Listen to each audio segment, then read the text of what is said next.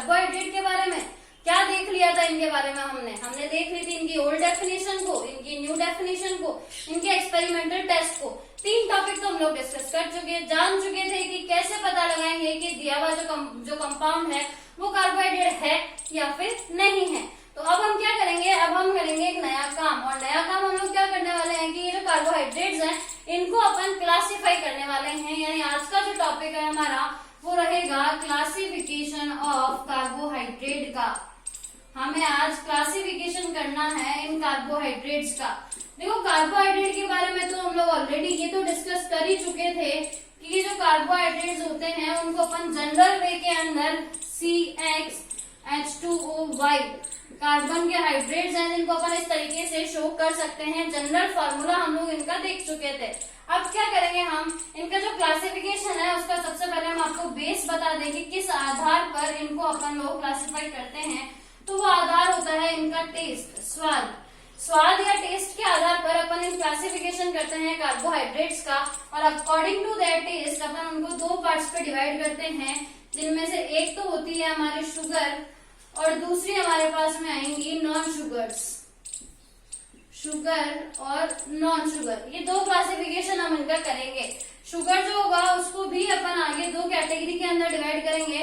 एक तो आएंगे हमारे पास में मोनोसैकेराइड्स और दूसरी कैटेगरी हमारे पास यहाँ पर आएगी ओलिगोसैकेराइड्स।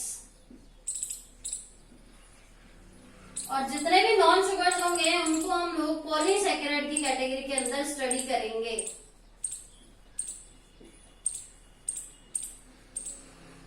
सैकेराइड का सीधा सा मतलब है शुगर। अब उसके बाद में देखो उसमें क्या लिखा, मोनोसैकेराइड यानी केवल एक शुगर होगी। ओलिगोसैकेराइड का मतलब क्या है ये अपन लोग अभी देखने वाले हैं थोड़ी देर में। और पॉली का मतलब अपने को पता है मैनी, यानी ढेर सारी शुगर्स अपने पास में यहाँ पर होंगी। अब सबसे पहली चीज तो आएगी कि टेस्ट के अकॉर्डिंग हमने इनको शुगर और नॉन शुगर में डिवाइड तो कर दिया, और नाम खुद ही बता रहा है शुगर का मतलब जो मीठा होगा, जो टेस्ट के अंदर स्वीट होगा, और नॉन शुगर जो टेस्ट में स्वीट नहीं होगा। तो टेस्ट के अकॉर्डिंग तो अपने को पता चल गया कि इनके अंदर ये डिफरेंस है। लेकिन ये भी तो पता लगाएंगे ना कि अगर अपने को शुगर मिल रहा है तो वो किस फिजिकल प्रॉपर्टी, किस फिजिकल स्टेट को रखेगा, उसके साथ अपन किस तरह की केमिकल रिएक्शंस करवा पाएंगे, वो किस में सॉल्युबल होगा, किस में नहीं घुलेगा। तो शुगर और नॉन शुगर से जो अपने पास में सबसे पहला क्वेश्चन बन के आता है ना, वो यही आता है कि आपको शुगर और नॉन शुगर के बीच में डिफरेंस को क्रिएट करना है। इनके बीच का जो डिफरेंस है वो अपने को पता होना चाहिए। और डिफरेंस का सीधा सा मतलब क्या है, मुझे ये पता होना चाहिए कि शुगर जो है वो किन किन क्वालिटीज को रखते हैं और नॉन शुगर जो है वो किन किन क्वालिटीज को रखते हैं, वो अपन डिस्कस करेंगे। उससे पहले इस फ्लो चार्ट का एक स्क्रीनशॉट ले लो सब लोग जल्दी से। डिफरेंस कर रहे हैं हम लोग शुगर और नॉन शुगर के अंदर। तो शुगर के लिए तो हम लोग क्या बोलेंगे, सबसे पहली चीज ये होंगे आपके टेस्ट के अंदर स्वीट। इनका जो टेस्ट होगा वो रहेगा स्वीट यानी कि मीठा, जबकि ये टेस्ट के अंदर स्वीट नहीं होंगे, नॉट स्वीट। इनका जो टेस्ट है वो स्वीट नहीं है। फिर बात करें अगर अपन फिजिकल स्टेट की, तो जितने भी शुगर होंगे ना ये सबके सब आपके क्रिस्टलाइन होंगे। क्रिस्टलाइन है, इसका मतलब फिजिकल स्टेट तो आपको अपने आप पता चल रही है कि ये सॉलिड स्टेट के अंदर है, सॉलिड क्रिस्टलाइन ये है।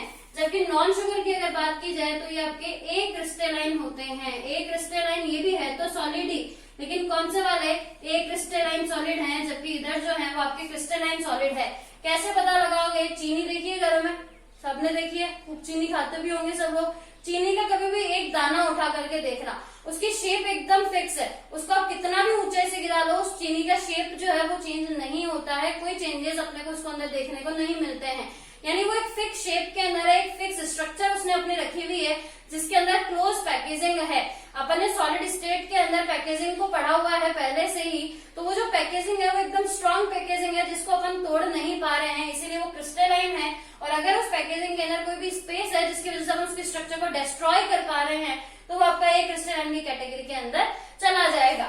देखो अगर अपन शुगर्स की बात करें तो हमने चीनी को देखा हुआ है, वो व्हाइट क्रिस्टलाइन होता है, उसका कलर जो है वो भी हमको पता है कि वो व्हाइट क्रिस्टलाइन सॉलिड है हमारे पास में।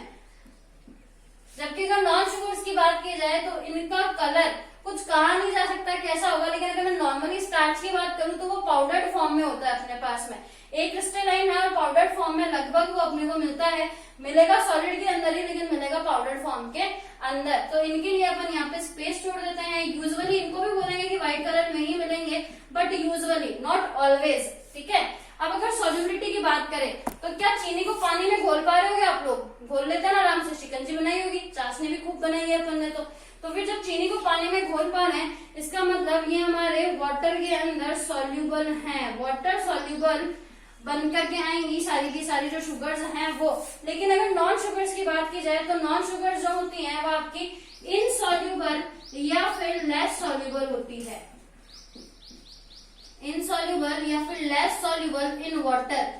ये चीज हमारे पास में यहाँ पर बन करके आती है कि ये लगभग इनसॉल्यूबल या लेस सॉल्यूबल है वाटर के अंदर, जबकि ये वाटर के अंदर इजीली डिजॉल्व हो जाती हैं, इजीली सॉल्यूबल हमारे पास में बन करके आती हैं।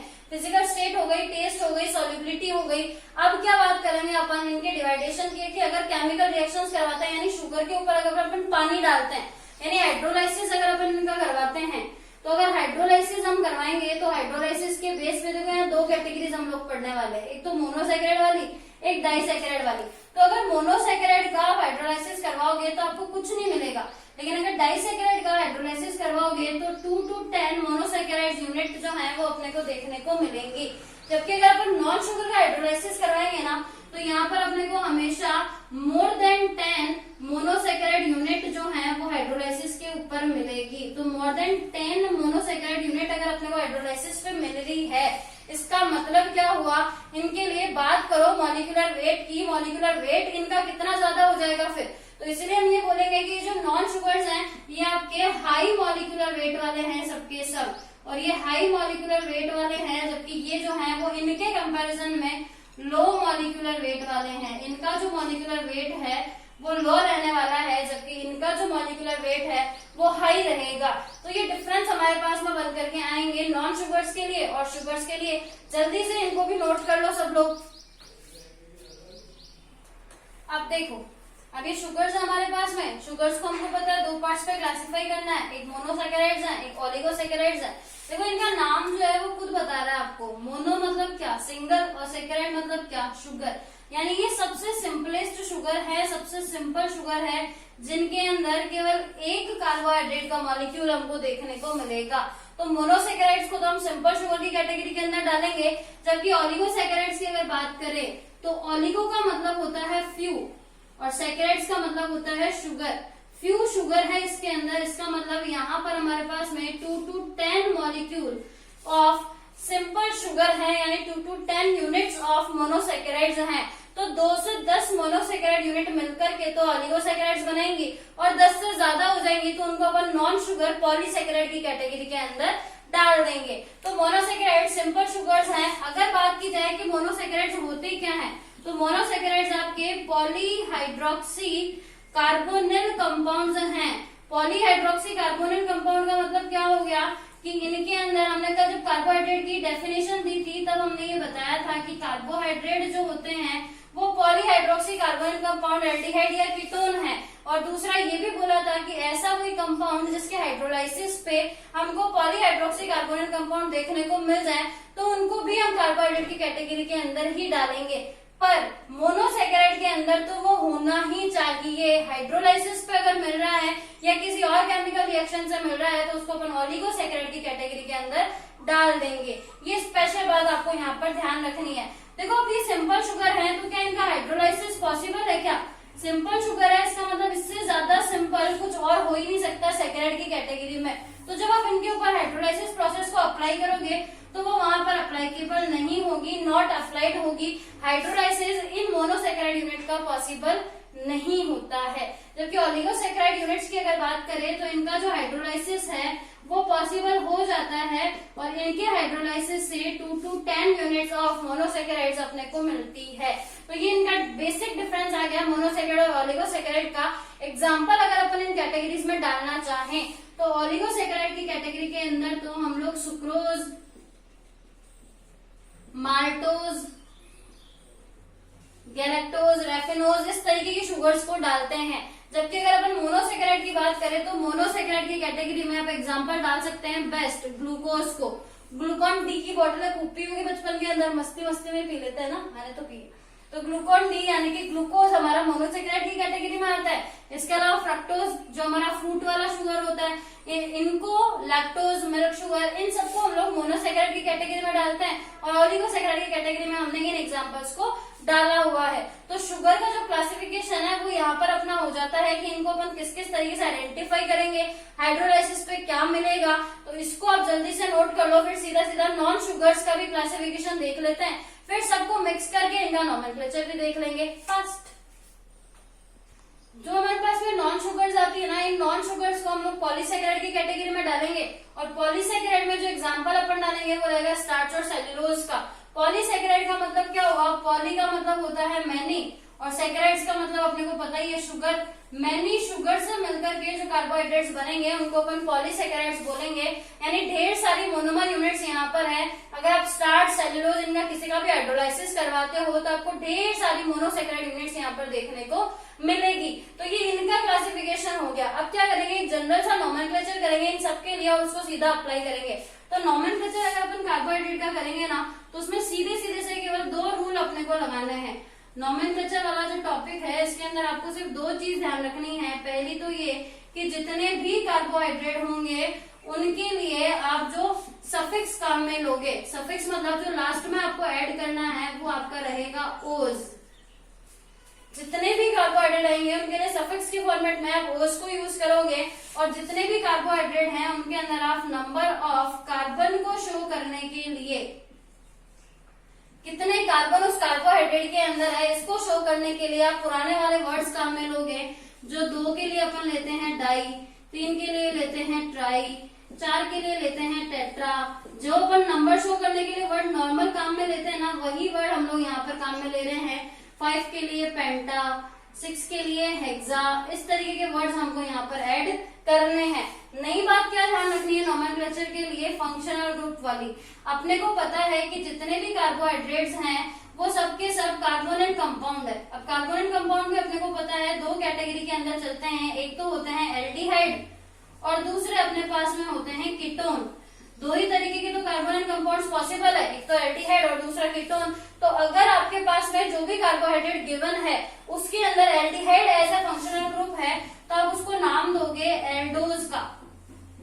दूसरी तरफ आपके पास में जो भी कीटोन अगर प्रेजेंट है तो आप उसको नाम दोगे कीटोज का। कैसे दिया जा रहा है ये नाम, स्टार्टिंग एल्डिहाइड का एल्ड काम में लिया हुआ है, ओज अपने को पता है सफिक्स को ऐड करना ही करना है, इसीलिए ये एल्डोज हो गया। कीटोन में भी सेम काम, स्टार्ट का कीट ले लिया और पीछे लगा दिया ओज, तो ये हो गया कीटोज। यानी जब भी किसी भी आप कार्बोहाइड्रेट का नॉमेनक्लेचर करोगे तो उसके नॉमेनक्लेचर में 3 चीज ध्यान रखनी है। सफिक्स ऑलवेज ओज काम में लेना है, नंबर ऑफ कार्बन एटम के बेस पे इनमें से कोई भी एक वर्ड काम में लेना है, फंक्शनल ग्रुप के बेस पे एल्डोज या कीटोज इस तरीके का नाम हमको काम में लेना है। सबको मिक्स कर लेते हैं और मिक्स करके अपन एक जनरल सा इनके लिए नॉमेनक्लेचर जो है उसको ड्रॉ करते हैं। देखो जनरल से हमने कार्बोहाइड्रेट का पूरा एक फ्लो चार्ट रेडी किया है, इसमें हमने शुगर और नॉन शुगर को अलग अलग कर दिया है, इनका भी डिवाइडेशन कर दिया। अब इनमें एग्जाम्पल को अप्लाई करते हुए अपन उसका नॉमेनक्लेचर लेते चलेंगे। देखो मोनोसेकेराइड के अंदर पहला जो हमने लिया है वो है आपका ट्रायोज। ट्रायोज के अंदर जो एग्जाम्पल हम लोग यहाँ पर ऐड करने वाले हैं वो है आपका ग्लिसरैल्डिहाइड का मॉलिक्यूल। ग्लिसरैल्डिहाइड का जो मॉलिक्यूल होता है वो एक एल्डिहाइड भी है और साथ ही साथ वो फंक्शनल ग्रुप OH भी रखता है, एल्डिहाइड भी रखता है, इसीलिए वो पॉलीहाइड्रोक्सी एल्डिहाइड होने के कारण कार्बोहाइड्रेट की कैटेगरी के अंदर जाता है। टेट्राओज की कैटेगरी में अगर मुझे एग्जाम्पल डालना है तो यहाँ पर एग्जाम्पल के फॉर्मेट में आएगा थ्रियोज। पेंटोज की कैटेगरी में एग्जाम्पल आता है राइबोज। कॉमन चीज नोट कर लो, सबके पीछे मैं ओज वर्ड काम में ले रही हूँ, एग्जाम्पल आपको सबके ध्यान में रखने हैं। पेंटोज शुगर राइबोज है, इसका मतलब राइबोज के अंदर 5 कार्बन है, ये यहाँ पर अपना क्लियर हो जाता है। हेक्सोज की कैटेगरी के अंदर मैंने 2 अलग अलग फंक्शनल ग्रुप लिए हैं, एक तो आपका एल्डोज, एक है कीटोज। एल्डोज और कीटोज इसका मतलब एल्डिहाइड अगर ऐसे फंक्शनल ग्रुप है जो कि अपने को ग्लूकोज में देखने को मिलता है, और कीटोन अगर ऐसे फंक्शनल ग्रुप है जो कि अपने को फ्रक्टोज में देखने को मिलता है, तो उनको अपन इस कैटेगरी के अंदर डालेंगे। ओलिगोसेकेराइड का मतलब 2 to 10 यूनिट वाला, इसके अंदर हमने सबसे पहले डाइसेकेराइड को डाला है। पहला जो डाइसैकेराइड हम लोग यहाँ पर देखेंगे वो रहेगा सुक्रोज का। दूसरा हम लोग यहीं पे माल्ट शुगर माल्टोज को देखने वाले हैं। ट्राइसैकेराइड की कैटेगरी में एग्जांपल आता है रैफिनोज का। अब देखो एक क्वेश्चन सबके दिमाग में चल रहा होगा कि ये डाइसैकेराइड है तो इसका मतलब कौन कौन से मोनोमर यूनिट से मिलकर के बना होगा। ये आपका होमवर्क रहा, ये आप खुद चेक करेंगे ये कौन से मोनोसैकेराइड यूनिट से मिलकर के बने हुए हैं। एक हिंट मैं आपको दे देती हूँ, सुक्रोज जो है वो आपकी केन शुगर है। केन शुगर ग्लूकोज और फ्रक्टोज से मिलकर के बनती है। माल्टोज जो है ये माल्ट शुगर है। माल्ट शुगर जो है वो स्टार्च का तोड़ा हुआ फॉर्मेट है और स्टार्च जो है वो ग्लूकोज का पॉलीमर है। यानी खुद पता लगा लेना माल्टोज जो है वो ग्लूकोज से ही मिलकर के बना होगा। यानी इसमें दोनों सैकेराइड यूनिट जो हैं वो आपकी ग्लूकोज ही रहेंगी। रैफिनोज एक ट्राइसैकेराइड है जो ग्लूकोज, गैलेक्टोज और फ्रक्टोज तीनों से मिलकर के बना होता है। पॉलीसैकेराइड की कैटेगरी में हम लोग एग्जाम्पल डालेंगे स्टार्च का और सेल्यूलोज का। स्टार्च और सेल्यूलोज दोनों ही ग्लूकोज के ही पॉलीमर हैं। स्टार्च जो है वो अल्फा ग्लाइकोसाइडिक बॉन्डिंग को रखता है जबकि सेल्यूलोज जो है वो बीटा ग्लाइकोसाइडिक बॉन्डिंग को रखता है। इनका डिटेल जो अपना पूरा डिस्क्रिप्शन है वो तो अपन आगे धीरे धीरे पढ़ते जाएंगे और अपने को पता भी चलता जाएगा कि हमको किस कैटेगरी के अंदर कौन से एग्जाम्पल को डालना है। तो नोमेनक्लेचर और क्लासिफिकेशन दोनों का कंबाइंड जो फ्लो चार्ट है वो हमने यहाँ पर बना लिया है विद एग्जाम्पल, विद शुगर का नेम। हमने सारा सिस्टम लगा करके फ्लो चार्ट को बनाया है तो इसको तो आपको पढ़ना ही है। इसके बाद नेक्स्ट क्लास के अंदर अपन नेक्स्ट टॉपिक डिस्कस करेंगे। तब तक के लिए इसको नोट कीजिए, चैनल को सब्सक्राइब कीजिए, वीडियो को लाइक कीजिए and yes don't forget keep study.